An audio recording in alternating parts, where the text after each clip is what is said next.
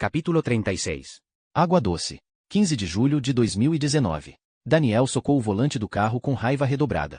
Sentia-se perdido no jogo, como se todas as pistas que chegavam até suas mãos se esvaíssem como água pelos dedos. Será que um repórter investigativo tomaria aqueles caminhos? Cora era uma das maiores suspeitas.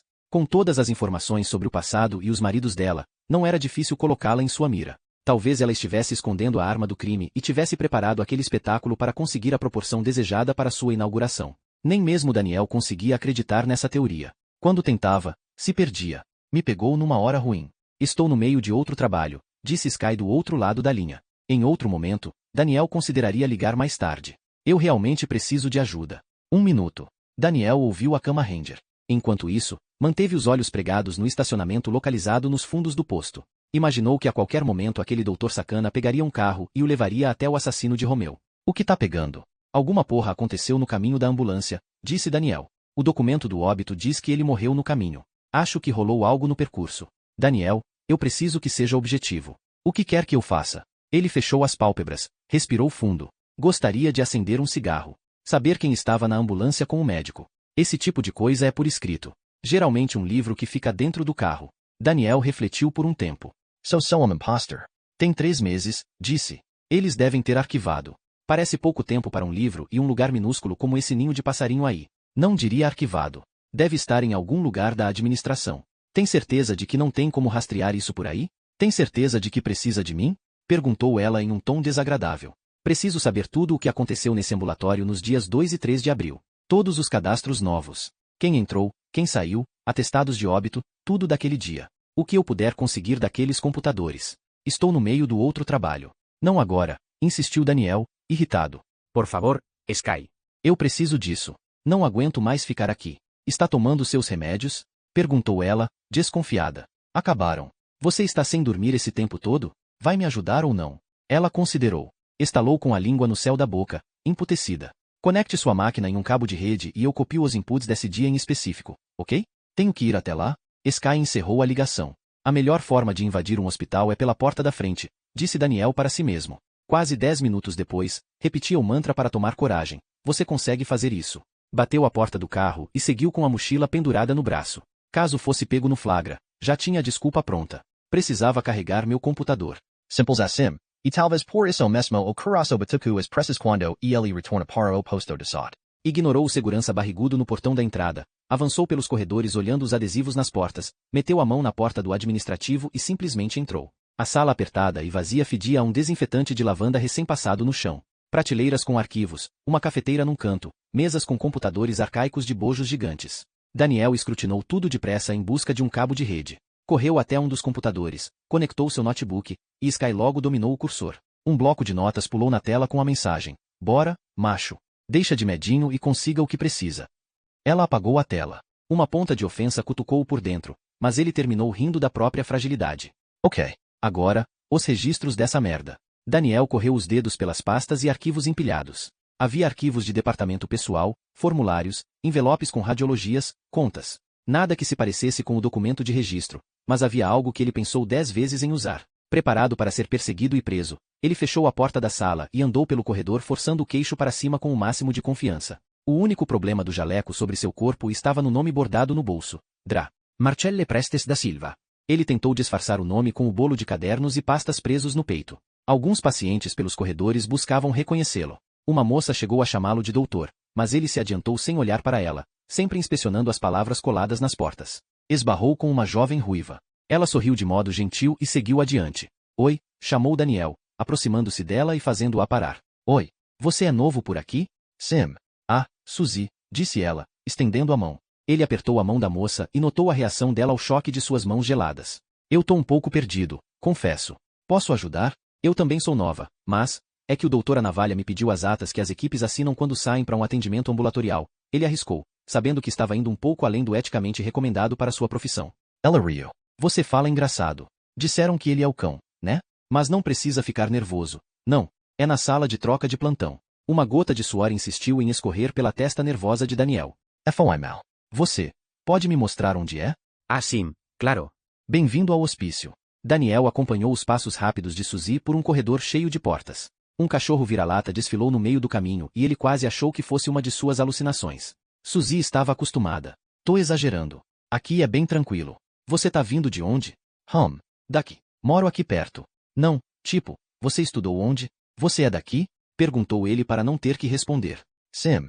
Ah, você tem sotaque paulista, mas disse que mora aqui. Daniel balbuciou algo, mas então deixou o ar escapar sem mais respostas. Os olhos de Suzy lembravam os de qualquer garota legal. Talvez ele pudesse ser sincero. Olha, eu sei, interrompeu ela.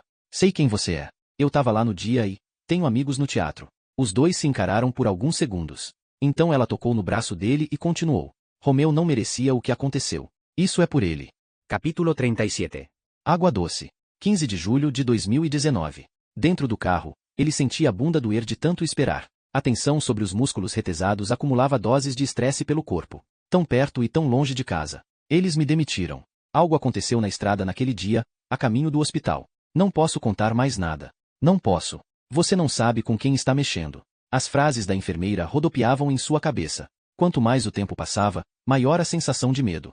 Medo. Os piores momentos de sua vida tinham sido em Água Doce. Algumas feridas que só ele sabia que existiam. E agora tinha aquele pressentimento de que, a qualquer momento, podia descobrir algo terrível. Estava sendo observado. Queria cumprir seu trabalho, visitar o túmulo de Romeu com a paz de quem tinha ido até o fim.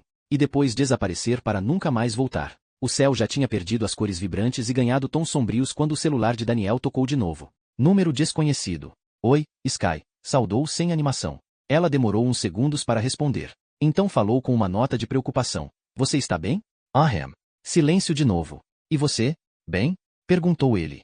Sobrevivendo. Ele voltou os olhos para a rua sem saída, escura e vazia, escrutinando o conhecido casarão no final. Sinto falta de correr nas ruas de São Paulo desafiando a polícia. Os garotos por aí não são interessantes? Ele riu pelo nariz. Tem uma garota interessante, mas ela era noiva do meu ex-melhor amigo e tá esperando um filho dele. Me apresenta. Sky Rio. Coisa tão difícil de se ver ou ouvir. Nisso, ela era parecida com ele. Só ria quando se sentia plenamente à vontade. Compartilhavam outras similaridades. Sentir-se isolado, marginalizado, indesejado. Pensei em fingir que eu era um técnico de enfermagem. Anti-professional. Total, ele riu. Tive muita sorte. Recebi a ajuda de uma mina, e ela falou que estava fazendo aquilo por ele. Sky sempre sabia a quem se referiam os eles de Daniel. Conseguiu os nomes da equipe? Yes, disse ele, pegando o bloco sobre as teclas do notebook no banco do carona. Anderson Navalha. Cláudio Thiago Martins de Almeida. Rosa Félix da Cunha. E você? O que conseguiu? Perguntou ele. Sky soltou um suspiro cansado e deixou o tom neutro reincorporar a sua fala. Você disse que algo aconteceu com a ambulância no dia 2 de abril, enquanto o levavam pro ambulatório. E, você acertou. Analisei a pasta desse dia. Não foi difícil de descobrir. Há um registro de acidente de carro, disse ela. Maurício Salgueiro de Assis, 19 anos. Tem uma observação dizendo que ele dirigia o carro. É estranho, porque fui ver o que encontrava com esse nome e descobri que ele, na verdade, tem 17. Estranho, disse Daniel. Podem ter errado na ficha. O paciente foi transferido naquela mesma noite para um hospital particular em Angra dos Reis. Uma unidade litoral recém-inaugurada da Unimed. Não acho comum adolescentes com plano de saúde por aqui. Que dirá um plano caro, ponderou Daniel, tentando encaixar as peças em silêncio. Sabe se foi grave? Parece que ele fraturou os 2 braços e sabe-se lá mais o que. Qual o nome mesmo? Maurício Salgueiro de Assis. Daniel pegou o notebook e levou alguns segundos para encontrar a lista de convidados da peça. Digitou o nome do jovem, mas não encontrou nada. Não teve nenhum convite oficial e não tinha irmãos com o mesmo sobrenome. A mulher que Daniel aguardava vinha caminhando pela rua em sua direção com um olhar desconfiado. O vidro fumê do carro não servia para muita coisa. Pela forma como olhava, era muito possível que ela já o tivesse identificado. Nos falamos depois. Daniel desligou o celular e abriu a porta do carro, com medo de assustá-la. O medo de sempre. Rosa travou os pés, apertou as mãos sobre a alça da mala branca atravessada no peito. Mas, quando o reconheceu, apenas piscou, olhou reto e continuou em frente. A senhora é Rosa Félix da Cunha, não é? Rosa seguiu sem encará-lo. Os passos duros. Podemos conversar por um segundo? Não tenho nada para conversar com você. Mais cedo tinha. Ela parou. Apreensiva. Mal conseguiu falar tamanha a força com que travava o maxilar. O que quer saber? O que a senhora falou mais cedo tem a ver com o Maurício? O acidente. A mulher prensou os lábios um no outro. Moveu as sobrancelhas, como se dissesse, o que é que você acha? A senhora. Não posso perder o meu emprego, Daniel. Eu preciso saber se. Não posso dar entrevista. Não quero meu nome em nada. Eu tenho 2 filhos, pelo amor de Deus. Havia uma outra pessoa. O motorista. Cláudio Thiago. Nem sei se isso pode te ajudar de verdade. Só me diz onde posso encontrá-lo. Ela levou um tempo decidindo se continuava. Espiou o casarão por cima dos ombros. Estava longe o suficiente e, talvez só por isso, ela sussurrou. Ele é virgianita. Estará no culto mais tarde. Dito isso, a mulher disparou apressada como se estivesse fugindo de assombração. Capítulo 38. Água doce. 12 de dezembro de 2002. Tente relaxar, disse o homem. Ivan gostaria de se sentir mais relaxado na poltrona, mas, com o apóstolo tão perto, era praticamente impossível. As mãos suadas se encontraram por cima da calça de seda tão bem passada quanto o blusão. Ednalva dedicara horas lavando, perfumando, passando e retirando todos os vincos do melhor conjunto do filho. Afinal de contas, aquele seria um dia especial. Já que o apóstolo o encarava, mudo, Ivan aproveitou para reparar no cômodo ao redor em detalhes pela primeira vez. Nunca tinha entrado na sala de confissão. Não havia janelas visíveis. Pesadas cortinas cor de marfim caíam pelas 4 paredes, combinando com o carpete acinzentado sobre o chão. Ivan nunca havia sentado em uma poltrona tão fofa e acolhedora. A única dificuldade era manter-se calmo diante daquela figura que, agora, para ele, era mais do que um pai. Um verdadeiro símbolo de inspiração. Veio com seus pais? Perguntou o apóstolo com a voz amigável. Vestia uma batina púrpura com detalhes dourados. Brincava de entrepassar entre os dedos um botão dourado do tamanho de uma moeda grande. Como eles estão?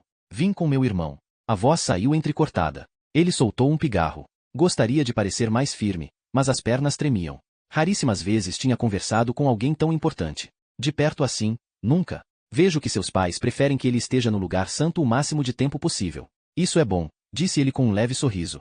Imagino que ele esteja brincando com meu filho. Não. Eu pedi para ele me esperar no salão. Seu irmão não é muito de obedecer, né? Ivan sorriu, constrangido. Aquele pirralho miserável manchando a honra da família. Mas você, continuou o apóstolo. Você é uma surpresa. A vontade de secar o suor das mãos no tecido da calça. Precisava se segurar, ou a mãe o mataria. Seu pai chorou nesse altar muitas vezes por você. Posso imaginar que sua mãe também. Nos últimos 2 anos, vimos você se converter e florescer. Ivan não conseguiu segurar o sorriso de satisfação. Tinha se dedicado tanto para aquele momento. Só assim poderia ter algum tipo de chance com Lisa, a filha de um dos sacerdotes. Pelo menos fora o que ela disse nas últimas vezes em que ele tentou se aproximar. Beijo, só depois que você for batizado, afirmou ela na única resposta a todas as suas cartas. O que trouxe você para tão perto? Ivan concentrou-se na pergunta do apóstolo. No começo eu não sabia o que esperar. Era apenas um curioso. Mas acredito que a luz de Deus e das 5 virgens me alcançou. E a filha do alto sacerdote? Quem? Perdão, senhor. A moça que você corteja. Acha que ela está feliz com esse momento? Ivan tentou sorrir, mas duvidou que isso fosse apropriado. Sem dúvida, senhor. Então é uma decisão genuína. Sua. É isso? Ivan foi rápido em fazer que sim. Talvez até demais. Não nego, vim apenas pela curiosidade, disse ele. Porém, tudo mudou. Agora aqui é meu lugar, senhor. Tenho estudado todo o Pentateuco, os livros poéticos e inclusive o das Revelações. Tive alguns sonhos ruins até. O apóstolo soltou o princípio de uma gargalhada. Acontece mesmo com os mais fortes, disse ele. Olhou para um ponto invisível e passou alguns segundos reflexivo. Eu não costumo mais sonhar, sabia? Por que não, senhor? Se você não sonha os sonhos de Deus, sonha os do diabo, explicou ele. Se eu te dissesse que às vezes tenho os sonhos do inimigo, você acreditaria? Ivan franziu o senho. Seria uma pegadinha? Balançou a cabeça em negativa, mas com medo de errar. Sempre o medo. O apóstolo balançou a cabeça para fazer o pensamento se esvair. Fale-me mais sobre sua vontade de descer as águas. Ivan pagaria. O coração voltando a acelerar. Eu tentei me candidatar outras vezes, senhor, mas o Alomeu disse que eu não estava preparado. E agora ele finalmente me encaminhou para o senhor. Eu quero ser um novo homem. Com as 5 virgens. Os lábios do apóstolo se curvaram em um estranho sorriso. Os olhinhos meio amarelados como 2 vagalumes brilhantes. Muito bem, disse ele. Não sabe o quanto eu fico feliz com isso. Quando há algo ruim em uma família, um pecado muito perverso, ele costuma se replicar hereditariamente. Entende? Ivan fez que sim, mas mentiu. O que quero dizer é que hoje a luz dá a você a oportunidade de fazer o que o seu irmão nunca pôde. Sua conversão é um milagre. Daniel nunca se batizou de fato. Ivan franziu attested to leave outra vez. Eu estava lá, senhor. Estava lá quando ele desceu. Aquilo não foi válido realmente, disse o homem, inclinando-se na poltrona mais para perto de Ivan. Conhecereis a verdade, e a verdade vos libertará, apressou-se em dizer o garoto, orgulhoso de sua boa memória. Quanto mais impressionasse, mais perto estaria dos lábios de Lisa. Imaginava os saborosos feitos doces de laranja que a mãe preparava no inverno. Você sabe o que acontece quando um homem não se entrega à verdade da palavra, filho? Ivan negou. Ele vaga pelo mundo desfrutando de algo confundido com liberdade, mas ele está perdido, explicou o apóstolo, aprumando o olhar para o adolescente. Ele cisca pelo asfalto como um espírito imundo. a mente perturbada por sombras e sonhos malignos. Você sabia disso? Ivan Estremiçu por dentro. Cenas dos últimos anos se passaram em sua mente num flash. Seu irmão caçula tinha ficado ainda mais quieto. Uma noite ou outra, acordava a casa inteira aos gritos. Escrevia mensagens esquisitas pelas paredes. Chegará a escrever uma palavra nos azulejos do banheiro com o próprio sangue. Demônio. Foi o que o pai tinha contado. Está reconhecendo isso em seu pequeno irmão, não está? Ivan Nadafalu. O Rosto Paladício. Ele fará coisas piores, eu já disse ao seu pai. Meu pai? O apóstolo fez que sim. O André tem um coração muito bom, disse, referindo-se a Deco. É um bom varão. Tive que dizer a verdade. Enquanto o mais novo não descer as águas de verdade, dará cada vez mais acesso ao inimigo? O apóstolo arrancou os resquícios de simpatia do rosto. Você mesmo verá com os seus olhos. Expectativas mal dosadas podem arruinar uma vida. Ivan acreditava que sairia da sala de confissão extravasando alegria, pensando nos lábios de Lisa e no dia em que finalmente desceria as águas. Em tornar-se de fato um sacerdote, algum dia. Cada passo de Ivan agora parecia em falso. As profecias expelidas da boca do homem santo eram, na verdade, terríveis para sua família. Daniel. Gritou Ivan no meio do salão. Disobedient. Ivan chegou a desejar que o irmão nunca tivesse nascido. Ele não trazia apenas vergonha para sua família, mas espíritos imundos para dentro de casa. Os pais não poderiam aceitar esse tipo de coisa. Alguém precisava pará-lo. Tomou um susto quando percebeu o peso da chuva que caía. Chicoteava as paredes do lado de fora e os vitrais coloridos. Com as luzes apagadas e a luz do sol sufocada pelo tempo fechado, o salão vazio tornava-se um cômodo bastante assustador. Ivan apressou-se em direção ao jardim nos fundos da igreja, cobrindo a cabeça com as mãos.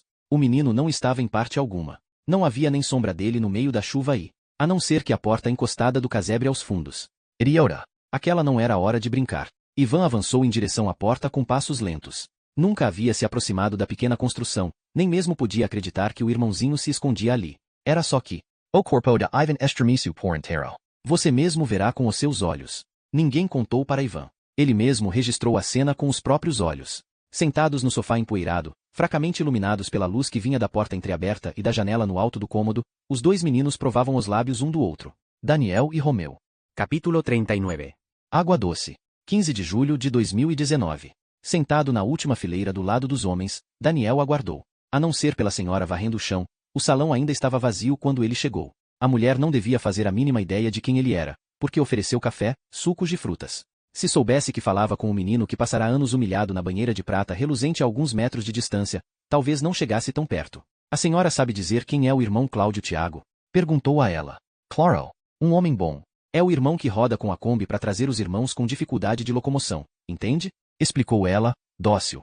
A quantidade de rugas no rosto apresentava um contraste com o olhar e a fala em tom jovem. Ele leva ceia pros irmãos e tudo. Qual é o nome do jovem? Daniel desfrutou dos últimos momentos como desconhecido. Daniel Torres. Filho do Deco e da Ednalva. Ah. Ela retirou os olhos de Daniel como se ele fosse maldito. Afastou-se com a vassoura e não retornou mais. Daniel sorriu da própria condição, mas não carregava alegria por dentro. Sou homem feliz? Ele perguntou a si mesmo. Olhou ao redor. Todas as recordações pairando no ar. Os olhares que sustentara ao longo da infância e da adolescência, obrigado a participar de todas as reuniões, olhado como um trapo sujo, todas as mãos que tocaram sua cabeça expulsando do próprio corpo. Sou homem livre? Quando o relógio marcou 7 da noite, as primeiras famílias começaram a chegar. Ele ouvia as conversas se avolumarem nas redondezas da igreja, alastrando-se para os fundos e o jardim. Não discernia o que diziam, tampouco os próprios pensamentos. Seria difícil identificar o tal do motorista enquanto estivesse sentado ali, mas algo colava seu corpo ao assento em silêncio, e ele não quis contestar. Às 7h15, as famílias começaram a entrar, separando-se no espaço. Homens para um lado, mulheres para o outro, incluindo os poucos jovens e adolescentes.